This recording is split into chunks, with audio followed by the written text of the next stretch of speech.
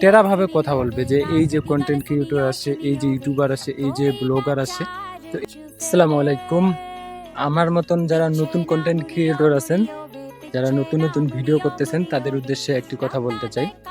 তো তারা যারা আমরা নতুন ভিডিও করতেছি, তাদের ক্ষেত্রে একটি সর্বপ্রথম যে সমস্যাটা ফেস করতে হয় সেটা হচ্ছে সবার সামনে গিয়ে ভিডিও করা। আপনি একটা কথা চিন্তা করে দেখেন, আমরা যারা নতুন কন্টেন্ট ক্রিয়েটর বা যারা নতুন করে ভিডিও শুরু করতে যাচ্ছি, তাদের প্রথম যে ধাপ সেটা হচ্ছে আশেপাশের যে লোকগুলো আছে, সেই আশেপাশের লোকগুলোর কারণে নিজের প্রতি যে একটা কি বলে সেটাকে কনফিডেন্স, নিজের যে একটা কনফিডেন্স, সেই কনফিডেন্সটা কিন্তু লো হয়ে যায়। সেই কনফিডেন্সটা কিন্তু আর কাজ করে না। এই চিন্তা করে কাজ করে না যে আশেপাশের যে লোকগুলো আছে, সেই লোকগুলো কি বলবে, সেই লোকগুলোর ভাবনা চিন্তা কীরকম।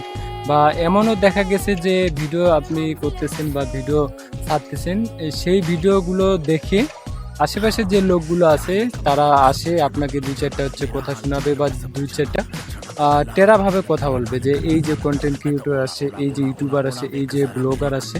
তো এরকম টাইপের যে একটা কথা, সেই কথাগুলো কিন্তু আমাদের ফেস করতে হয়। কিন্তু একটা কথা দিন শেষে একটা কথা চিন্তা করে দেখেন, আপনি যখন একটা বিপদে পড়বেন, ঠিক সেই সময় কিন্তু আশেপাশে কোনো লোককে আপনি খুঁজে পাবেন না আপনার পাশে আসে দাঁড়ানোর। আপনার ঘরে যদি কোনো রকম খাবার না থাকে, আশেপাশের লোকগুলো আসে কিন্তু খোঁজ নেবে না যে আপনার ঘরে খাবার নেই, তারা কিন্তু আসে দিয়ে যাবে না।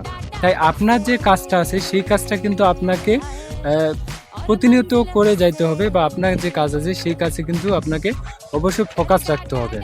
আশেপাশের যে লোক আছে, সেই লোকের কথা চিন্তা না করে, সেই লোকের কথা কান না দিয়ে আপনার যে গন্তব্য আছে, সেই গন্তব্যের দিকে কিন্তু অবশ্যই এগিয়ে যেতে হবে। যখনই আপনি এটার পিছপা হবেন, ঠিক তখনই কিন্তু আপনি পথভ্রষ্ট হয়ে যাবেন।